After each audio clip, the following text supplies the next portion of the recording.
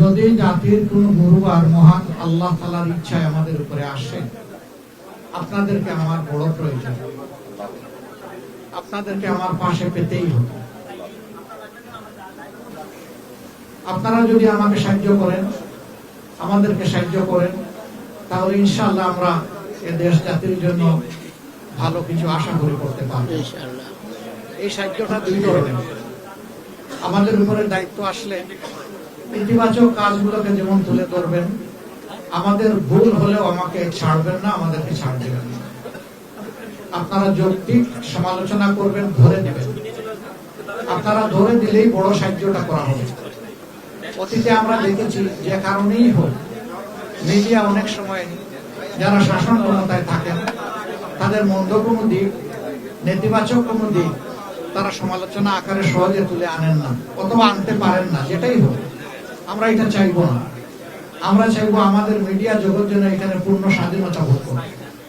তবে সেই স্বাধীনতাটা হতে হবে আমার স্বাধীনতা, দেশের স্বাধীনতা রক্ষার জন্য। দেশের সার্বভৌমত্ব এবং স্বাধীনতার কোনো ক্ষতি হয় এমন কোন স্বাধীনতা ব্যক্তি পর্যায়ে হোক, সমষ্টি পর্যায়ে হোক, কারোর জন্যই কাম্য না। কারণ দেশের স্বার্থটাই আমাদের কাছে বড়। আমরা এটুকু আপনাদের কাছে আশা করব। আর এ পর্যন্ত যে সমস্ত ফলাফল এসেছে, বেশিরভাগ জায়গায় লক্ষ্য করা যাচ্ছে যে আলহামদুলিল্লাহ আমাদের 11 দলীয় নির্বাচনী ঐক্যের যারা ক্যান্ডিডেট ছিলেন তারা এগিয়ে আছে। কিন্তু আমি আগেই বলেছি, এটাকে এখনই নিশ্চয়তা বিধান করার মতো পর্যায়ে আসেনি, আমাদের আরেকটু অপেক্ষা করতে হবে। এবারকার ইলেকশনের বেশ কতগুলো বৈশিষ্ট্য ছিল। এর মাঝে একটা ছিল যে গত 3টি নির্বাচন পর পর আমরা ভোট দিতে পারিনি। বাইরে যারা ছিলেন তারাও পারেননি, আমরা যারা জেলে ছিলাম তাদের তো আর কোনো সুযোগই ছিল না। নতুন লাইফবয় অ্যালোভেরা শ্যাম্পু চুল করে ন্যাচারালি স্ট্রং, মাত্র 2 টাকায়। দ্বিতীয়ত, প্রবাসীরাই জীবনের প্রথম তারা ভোটার তালিকাভুক্ত হওয়ার সুযোগ পেয়েছেন এবং ভোট দেওয়ার সুযোগ পেয়েছেন। যদিও এই সংখ্যাটা খুব উল্লেখযোগ্য নয়, তারপরে আমরা আনন্দিত যে এই ধারাটা শুরু হয়েছে। আগামীতে এটা আরো এগিয়ে যাবে আমরা আশা করি। আমাদের প্রবাসীরা আমাদের জাতীয় জীবনে অতি গুরুত্বপূর্ণ অবদান রাখেন, কিন্তু তারা তাদের প্রাপ্যটা আমাদের কাছ থেকে পান না। আমরা চিন্তা করলাম যে এই প্রাপ্য আদায় করতে হলে কোন জিনিসটা তাদের বেশি দরকার। তখনই আমাদের মনে হলো যে ভোটের অধিকারটাই তাদের আদায় হওয়া উচিত। এই অধিকার প্রতিষ্ঠিত হলে বাকি অধিকারগুলা এর হাত ধরে চলে আসবে ইনশাআল্লাহ।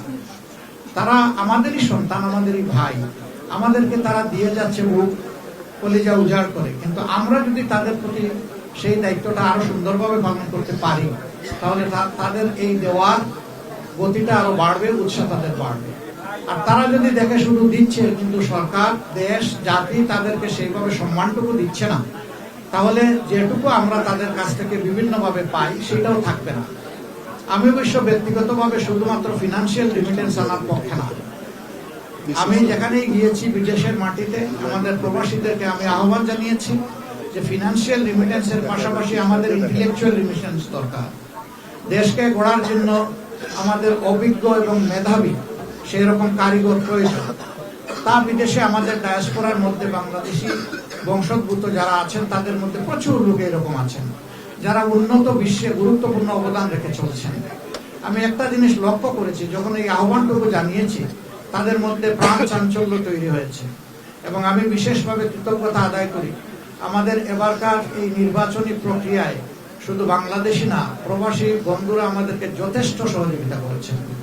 তারা আমাদের ইশতেহার রচনা, পলিসি ডায়ালগ থেকে শুরু করে পলিসি পেপার তৈরি করা, প্রত্যেকটি খুঁটিনাটি বিষয়ে তারা গুরুত্বপূর্ণ অবদান রেখেছেন। আমি তাদের প্রতিও কৃতজ্ঞতা জানাচ্ছি এবং বিশেষভাবে কৃতজ্ঞতা জানাচ্ছি জুলাই আন্দোলনে যখন তারা ঘোষণা দিল যে এখন থেকে আর একটা টাকারও রেমিটেন্স বাংলাদেশে পাঠাবো না, স্টপ রেমিটেন্স, তখনই কিন্তু তৎকালীন সরকারের ভিড় পড়ে উঠেছিল। এটুকু করে তারা বসে থাকতে পারতেন, এটাই যথেষ্ট ছিল, কিন্তু না, তারা বসে থাকেননি। বহু দেশে নিষেধাজ্ঞা উপেক্ষা করে, নিষেধাজ্ঞা ছিল সেটাকে অমান্য করে তারা রাস্তায় নেমেছেন, তারা আন্দোলন করেছেন, তারা মিছিল করেছেন, স্লোগান তুলেছেন স্বৈর শাসনের পতনের জন্য। যার কারণে শুধু ইউনাইটেড আরব এমিরাতসেই 237 জন মানুষকে বন্দী করে তাদেরকে শাস্তি দেওয়া হয়েছে। ক্রমান্বয়ে তারা মুক্তি পেয়েছেন দীর্ঘদিন পরে, কেউ কেউ জেলের ভিতরে মারাও গিয়েছে। এরকম যারা ইন্তেকাল করেছেন আমি তাদেরকে আলাদাভাবে শ্রদ্ধার সাথে স্মরণ করছি এবং তাদের তামাম খেদমতকে, অবদানকে, ভূমিকাকে আমি আবারও স্বীকৃতি দিয়ে বলছি। আমি স্বীকৃতি না দিলেও তারা গর্বিত, দিলে আরো বেশি গর্বিত। এটা আমাদের দায়িত্ব তাদেরকে স্বীকৃতি দেওয়া। আমরা স্বীকৃতি শুধু দিয়ে বসে থাকবো না, ইনশাআল্লাহ তাদের স্থায়ী স্বীকৃতির জন্য কি করা যায় সেটা নিয়ে ভাববো।